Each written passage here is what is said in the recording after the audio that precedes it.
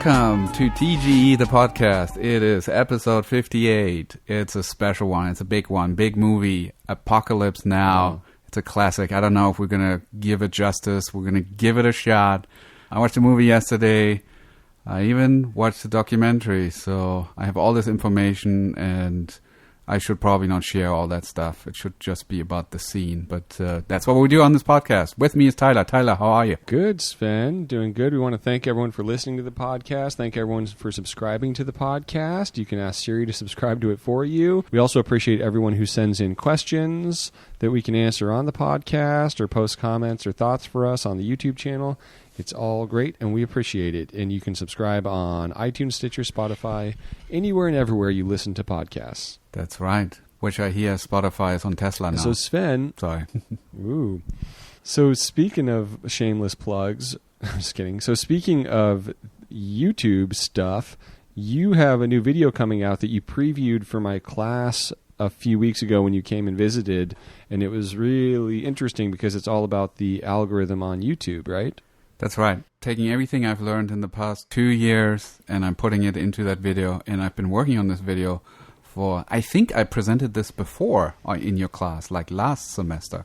So that's how long it's been that I've been working on that video. Yeah, you've been teasing me with it for like 4 months. You've been working at different cuts and stuff like that, and YouTube keeps changing, but I think you feel like you're finally on top of it, and now's the time. Yeah, no, it's the time, and there's actually something that just recently changed in the algorithm that completely helped me on the latest video that is currently on the channel, which is the one about the Netflix show Sextuplets.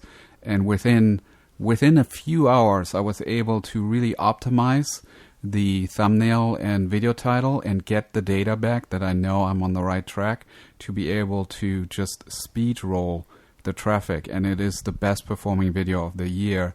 Not just because it's got a great thumbnail, but it's a good video. Awesome. Yeah, I remember. But you had some issues with it. Yeah. You gotta optimize the...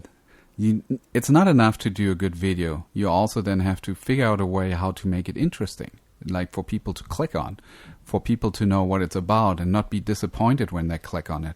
And so there are these three aspects you really got to get right, which is the thumbnail and then the enticing video title, the video title, and then obviously you have to back it up with good content. And the first two, which is the thumbnail and the video title, are so tricky to get right. You kind of need to make a change, and then you had to wait for a day or two to figure out if it actually had a positive effect. And now that can be done basically almost real time. So yeah, I think it's time to do a video about that and let people know. Very cool. Apocalypse Now, the inspiration came from a patron. His name is Lee, and he sent me a message and says, I saw Apocalypse Now for the first time the other day. It's edited great. Love the opening sequence with the dissolves. Never did I think that simple dissolves can convey so many emotions and give you backstory in a matter of minutes. And I was like, wow, that's cool. Yes, Apocalypse Now is a milestone film, and you just inspired me to do a podcast episode in the coming weeks. And that's been 3 weeks, and now we're doing it. So somebody suggested it, and we're doing it. That's the kind of stuff we do. Very cool. And I was a little apprehensive to rush into it too quickly. We sometimes will do that, and it's a lot of fun. And there's some films that just have so much surrounding them that they call for a little bit more processing before we dive into it, which was more the case, I think on your end for this one, Sven. But I think that's something that happens a lot is we're not going to have all the information on the behind the scenes of every single movie ever made. But we are going to look at scenes and give our reactions to what is being presented and what the effect of the final choices is. Now, there may be something behind the scenes that we'll speculate about, this, that, and the other, things we've encountered and how we may have gotten to this place. But a lot of the fun of the show is us figuring this stuff out, maybe suggesting how something or other might have happened, or we just merely comment on something having a certain feel, and then if we get feedback, someone has an insight onto why that might be that or something else you notice, it's always great. So that's kind of how the show works. So collaborate with us, participate, send us your thoughts and comments on stuff, things you might know, and it'll be a lot of fun. Yeah, I got to say, that's my favorite part of doing this podcast and keep doing it, is that it makes me rewatch movies that I haven't seen in a long time, or it makes me watch movies that I know I should have seen and never got around to doing it, or movies that I've never heard of but that are obvious classics. And do that too. So it really enriches me personally, and I hope it's also for the listeners, to really go out there and seek out movies and not watch just Big Brother and Survivor and whatever else is out there, The Masked Singer, I guess. Okay. To make that time to watch those movies and remind ourselves what's working. I mean, I haven't seen Apocalypse Now probably in 10 years, and so it was almost like watching it for the first time again, and it was great. Yeah, rewatching just the scene was really mind-blowing and eye-opening because, I've learned a lot. I almost feel like everything I've learned about filmmaking has happened since I saw that movie, so it's kind of interesting to understand more of the stuff that's going into it, more of the instruments and techniques. That's so true. Now. Yeah, it's like now when you rewatch it and you've actually worked in the industry for a while, it does give you like a whole different take on a lot of things. Cool. Yeah. So what scene is this, Sven? Well, at first I suggested the obvious one, and you were like, well, everybody did that. So then we went to I think it's called the boat massacre scene, which I completely forgot about, just erased out of my memory because it's not one of those 3 big ones. And it's such an interesting scene because it is, you kind of, the whole movie is kind of a road movie in a way. And so you have these episodes happening along the way as you're going up the river. And this is one of those. And you would think the whole movie would work without it, but it adds so much by just raising the stakes and the insanity, and it's just fits in with the overall premise of the film that I think it's great example of these little scenes, these moments that happen that really build and add to the bigger picture. Yeah, and I think that idea of the road of that structurally being pulled together at the end of the scene is really cool too, and we'll talk about that. Yeah. Should we set up the movie? And where are we in the journey at this point? So Willard has been charged with going and finding Colonel Kurtz, and he's going down the river, and then well, I would say we're like maybe halfway to that infamous bridge that they have to get to, and then cross into Cambodia, and they've just had an episode, and I think it's kind of important for this scene, where they stopped at a riverbank, and one of the soldiers, his name is Chef, he wanted to get some mango, so he sort of jumped off the boat, and Willard followed him, and they had this incident with a tiger, and they basically ran back to the boat, and that guy is now completely off the wagon, and he's like, I'm never leaving this boat again. Whenever I leave this boat, just bad stuff happens. And this is a good to know when we get into this scene, to understand why he's so on the edge. And also, where does this fall in relationship to the infamous Valkyrie scene that you wanted to do? After? Yeah, this is way after. So the Valkyrie scene is fairly early in the movie. It's like beginning of the second act, where they basically start their journey on this river, and they have to take over this delta to get their boat landed there and start going. And so it's been a while. Cool. Yeah, just in terms of his journey, that's good to know. So he's been corrupted quite a bit from where he started. Yeah. Should we quickly set up the movie? Apocalypse Now is a 1979 American epic war film about the Vietnam War, directed, produced, and co-written by Francis Ford Coppola. It stars Marlon Brando, Robert Duvall, Martin Sheen, Frederick Forrest, Albert Hall, Sam Bottoms, Lawrence Fishburne, and Dennis Hopper. Harrison Ford also makes an appearance in a very small role, and I totally forgot about that. The screenplay co-written by Coppola and John Milius, and narration written by Michael Hare. It's loosely based on the 1899 novella Heart of Darkness by Joseph Conrad. The setting was changed from late 19th century Congo to the Vietnam War, 1969-1970. The film follows a river journey from South Vietnam into Cambodia, undertaken by Captain Benjamin Willard, a character based on Marlowe, played by Martin Sheen, and he's on a secret mission to assassinate Colonel Kurtz, which is Brando, a renegade Army Special Forces officer accused of murder and who's presumed insane. In the insanity, I think, is the overall theme of this whole movie. Everybody is insane at different shades of insanity. The film was honored with the Palme d'Or at the Cannes Film Festival when it premiered unfinished before it was finally released in August 1979 by United Artists. The film performed well at the box office, grossing 78 million domestically and going on to gross over 150 million worldwide. Initial reviews were mixed.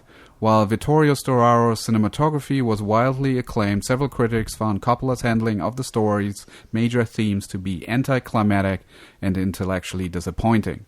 Apocalypse Now is today to be considered to be one of the greatest films ever made. It was nominated for 8 Academy Awards at the 52nd Academy Awards, including Best Picture, Best Director, and Best Supporting Actor for Duval. And edited, of course, by 4 people, including Walter Murch, Richard Mark, Lisa Fruchman, and Gerald B. Greenberg. Yes, with Richie Marks being the supervising editor. And the interesting thing about that is Walter Murch, obviously the legendary, infamous film editor. This is where he one of the films where he transitioned from doing sound and stuff like on The Godfather more into picture editing on Apocalypse Now, and I think was more instrumental later in the process on this film because it just took so long to edit, and there's so much interesting stuff surrounding that's really interesting to look into. But this is when he really kind of like became an editor, and also more importantly, it was the first among many things with Apocalypse Now. It was one of the first movies, if not the first movie, to have 5 channels of audio available in the finished product, so they were able to do a much richer soundscape that played, of course, with 70mm and stuff like that had a room for that additional audio, and they had to really figure out a lot of things to make that work, which is interesting to talk about. Yeah, and Walter Murch won an Oscar for sound, and he got nominated with all the other editors for editing. And then Murch carried on to, of course, do the reduxes and the later versions of the re-releases of Apocalypse Now. He was instrumental in those. As far as I can tell, he actually cut this particular scene. He says that he was cutting basically from the opening all the way up to this boat massacre, and then another editor did the rest. He didn't do the initial cut on the Valkyrie scene. That was also done by somebody else. All right. What are we doing, Sven? What we usually do, and we will do it again, is we look at a specific scene and we want to just look at the details and ask some questions. We often get these questions not right, but it's important to pay attention. It's sort of when we watch movies, it works or it doesn't, and we don't quite know why. But as editors, we want to know why certain things are working, that we can sort of make it our second nature, our professional instincts. So in this particular scene, I think we'll do that as well. We'll have a link available in the podcast description of a clip that's on YouTube. Unfortunately, the clip that I found, somehow the aspect ratio is off, so everything is a little squished. But it's still, I think, an important scene to pick. I'm glad we're actually doing this scene.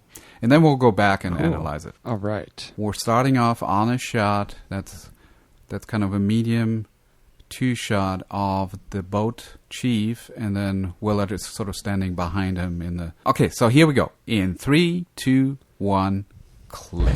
What's up, Chief? Junk boat, Captain. We're going to take a routine check. We have a wide shot tracking behind the boat, and they're approaching this Vietnamese fishing boat. Go take a look. Chief, my mission's got priority here. Hell, you wouldn't even be in this part of the river if it wasn't for me. Until we reach your destination, Captain, you just on for the ride. Stand by, lad. Back to the wide shot tracking. They're approaching the boat. Let's bring it over. And they're just sort of docking right next to it. They're throwing ropes over, and they're going to just inspect the boat. So they feel instinctively that there's nothing to suspect at all or inspect. Yeah, well, that's what Willard thinks. Okay, so then there's this soldier we talked about, Chef. He's looking at the paperwork. Then we got Clean on the big gun. Another soldier. And Willard's totally disinterested, and it's interesting to pay attention to how few shots of Willard there are in this. Yeah, which maybe there might be a reason for that. We'll get to that. Okay, so we're investigating. Baskets, ducks, bananas. Medium shots of the various soldiers. This is like Larry Fishburne. He's like playing with a gun. Get on that boat! nothing on it, man. Get on it. All right. So now he has to leave the boat, and that's the thing he swore he wasn't going to do. Man goes. What's in the rice bag? Chef is going through all the different like baskets and barrels. More coconuts. Rice. Here's rice. And at this point, I'm like, okay, he's probably going to find somebody hiding right now. Get over. Sheriff. He pushes away one of the women. There ain't nothing in here. What's in the boxes? Look in the tin can. Nothing. That rusty can. Just fucking rice in that doll. There ain't nothing on it. Throws a sack of rice. And then he opens up a thing, and something happens. The woman rushes him, and they start shooting. Willer is on the ground. He's got his gun that he pulls out, but he's not involved. Another soldier called Lance, and he forgot to load his rifle, so he sort of gets late to the party, but he shoots them up as well. Let's kill all the assholes. Total brain lock here. Why not? Right. Lots of medium shots. Clean. I'm good. Willard comes out of hiding. You okay? So they basically now shut up all these fishermen for no reason. You all right? And women. Yeah. Running for? And he pulls out a little puppy. Puppy. Give me that dog. Give me that dog. No, you're not gonna get it. Give it to me. Did you soldiers fight over the puppy? Fucking mango turn. You want that? Chef, she's moving behind you. She's alive. Check her out. Chef! Okay, we're in a Check her out. semi-wide here. He's looking over. We don't see the woman. She's out of the shot. He's like bending over her, trying to figure out what's... Now we pan down, and Fishburne is coming. They want to carry her off the boat. Wait a minute, Chef. Bring her up to me. She breathing, Chef? So I'm going to take her to get medical care because she's still alive. Yeah. Bring her on board. We're taking her to an Arvin. Look at it. What are you talking about? We're taking her to some friendlies, Captain. She's wounded. She's not dead. Yeah, this shit. The book says, Captain. Medium shot of Willard as he shoots the woman. And on a medium shot of Shaft. He's like breaking Sort of down. medium. I told you not to stop. Now let's go.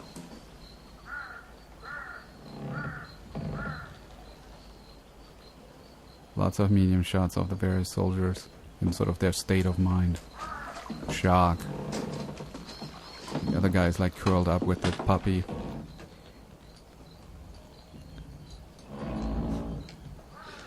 And then we end on Willard. He's like sitting down. The fade. He looks down, and then he looks into the camera. We almost miss it here because we're fade to black, which I don't think is part of the movie. I'm not sure.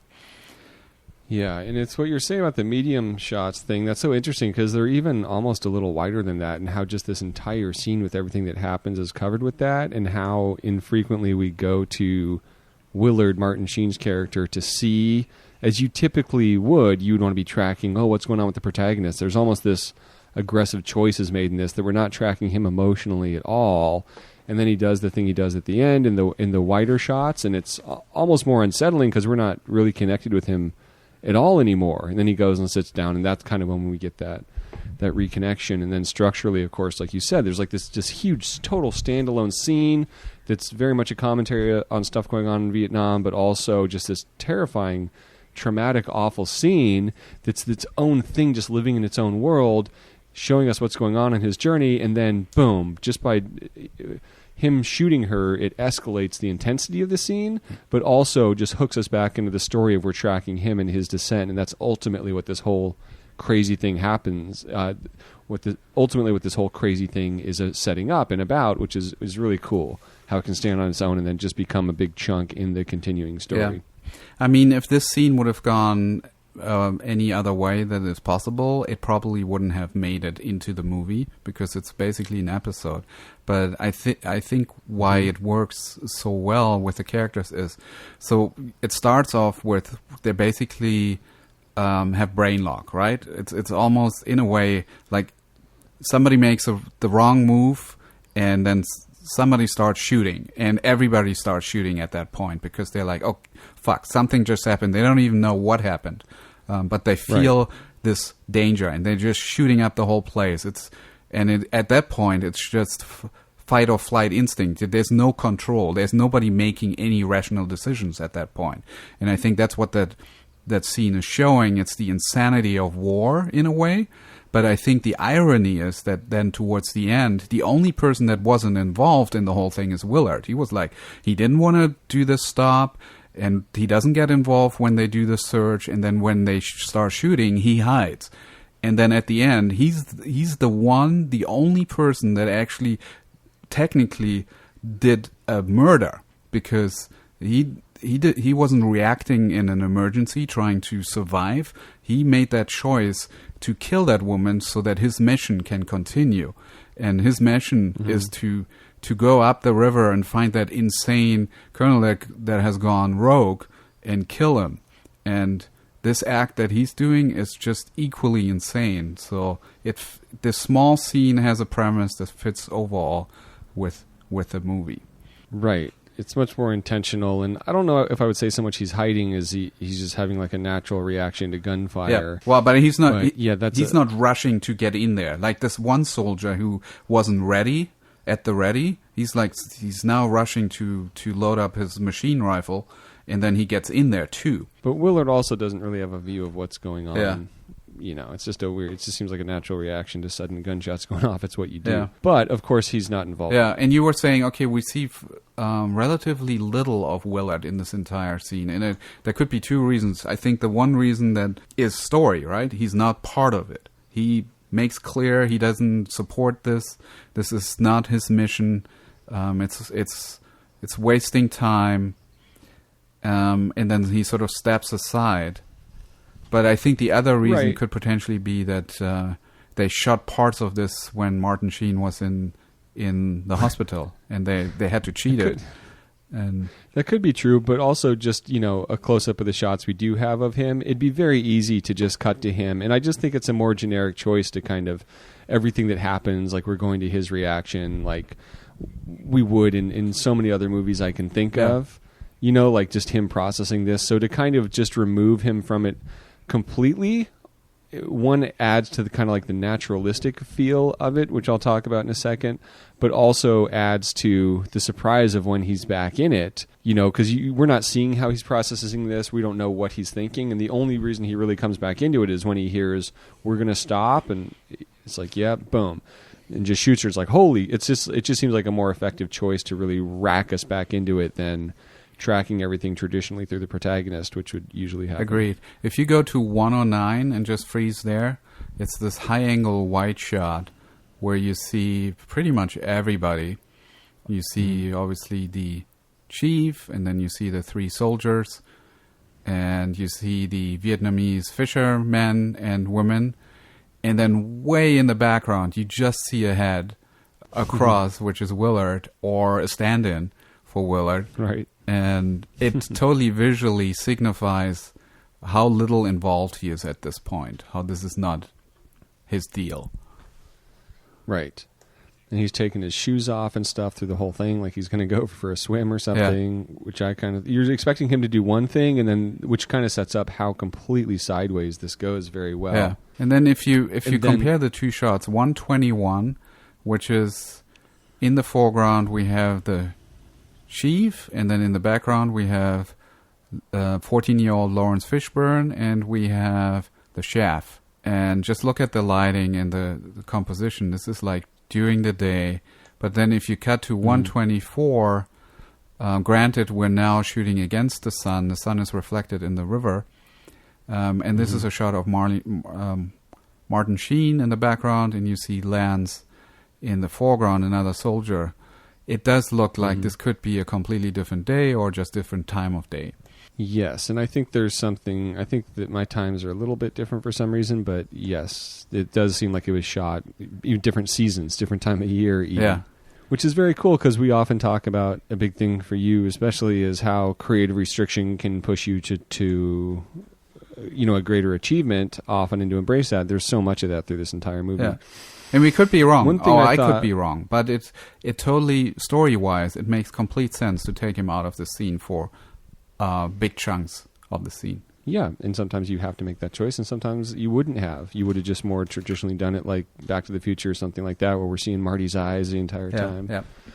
But that said, one thing I think is really cool looking at this too is just how really there they are, and the way it's covered and everything. When you're shooting, when we know how difficult it is to shoot on water, I can only imagine what a nightmare this would be to do. Yep. So just having those wide shots, like these boats have to align. I mean, how many takes are you going to get where stuff is matchable and usable, where the boats aren't just like spinning out and it's so hard to make water stuff work, and so much happens in this, and you can tell they're just on the boats with cameras. Yeah. It just lends itself to a really cool naturalistic feel, even though it's totally epic in the scope of it and aspect ratio and everything like that.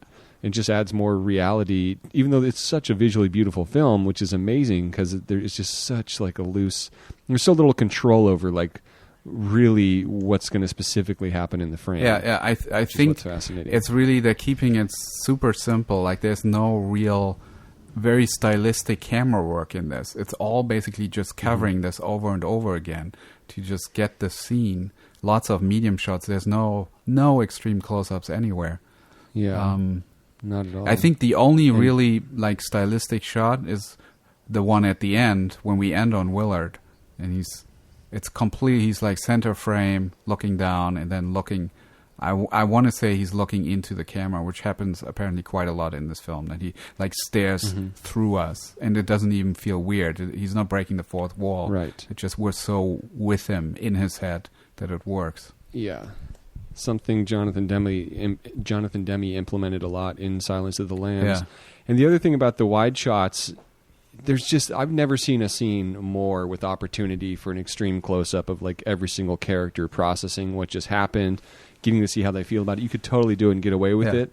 But for some reason not doing that, maybe because they couldn't, who knows why, but by not doing it, it makes that ending have such more of an effect, because it's like as an audience, you're realizing you're not really connected with these people anymore at all. He's turned so much, we're not even getting into like the deep emotion of being able to see what he's processing and what he's thinking. It's just like, boom, this thing happens. He's going to go sit down, and now you're kind of seeing the sun go down behind him, and it's like, okay, now we're not in with this guy anymore. He's kind of become his own thing, which I think is just in the shot sizes chosen, whether planned, whether out of necessity, whether done as a choice in the editing. It really adds this really extra effect to it, not unlike The Shining. Yep. The one thing that I also would like to emphasize is the dynamic range in the scene, how it like starts off slow and brooding, and then it gets obviously frantic and quick cutting, and then it slows down again, and it's like this deadly silence almost, like this just, what have we just done? And it again slows down in the editing as well. Yeah, and so much of it ends up being on them, which during the actual shooting, which again could be creative restriction in terms of like how many squibs and stuff you could do. I'm sure the way that maybe it was filmed or shot for the effect of them getting shot, they only had so much they could replay. So holding on them allows you to have them shoot longer, but it also has a specific dramatic effect being on the guys shooting way more than any other action scene you would naturally be cutting to seeing, I don't know, like the bag of rice that he grabbed exploding or something like that, all this stuff. Instead of doing that, we're just cutting back and forth between them, not making the obvious move, and it again kind of adds this like haunting weird effect to the audience where it's like, oh shit, this is what we're looking at, is the people doing it, not the effect. Oh my. Yep. It's beautiful. Shocking. Oh, yeah, and it goes against the grain. Yeah, I think the moral of it's just a scene that really a scene that works perfectly, but it also goes against the grain of a lot of normal instincts one would have in cutting picture together, and it has a really lasting effect because of it. Yep. For sure. Yeah, so that's basically it. I want to point out that Walter Murch is coming to LA next month, third week of October. What day? It's not quite official yet, so I'll hold off on the days, but supposedly third week of October he'll be presenting the current project he's working on, which is a documentary, and show some scenes. And if you're in LA, this is an opportunity just to meet a a legendary editor, and see him talk in person about what he's currently up to. Very cool. And all that matters to me is what day of the week, but you may see us there. Yeah, for sure. Once it's out, once the announcement is out, we'll plug it again on the podcast. Awesome. And then we're going to interview him. Oh, hopefully. That'd be cool. I mean, for the Netflix video, I got to interview Lawrence Jordan, ACE, and he worked with Richard Marx quite a bit. I think he might even be related to him. And so it was really cool to hear him talk about how Richard Marx works, and that's really cool. You have to share that with us on the next episode. And if you have a scene you'd like us to look at, it seems like next week we're going to do Hail Caesar, because that came up anecdotally doing 3 Billboards last week. But we're going to look at Hail Caesar, and we love taking suggestions, doing scenes you point us to. A lot of the most exciting things that have happened on the show have been because of that. So do indeed post some thoughts, post some suggestions, and tell your friends about the podcast. And if you haven't subscribed to the podcast, if you have, thank you very much. We very much appreciate it. iTunes, Stitcher, Spotify, everywhere else. As always, thank you to Kurta for the music. And as Sven has always said and always will, happy editing. There's no sane zone, so put your head between the speakers. There's no sane zone, so put your head between the speakers.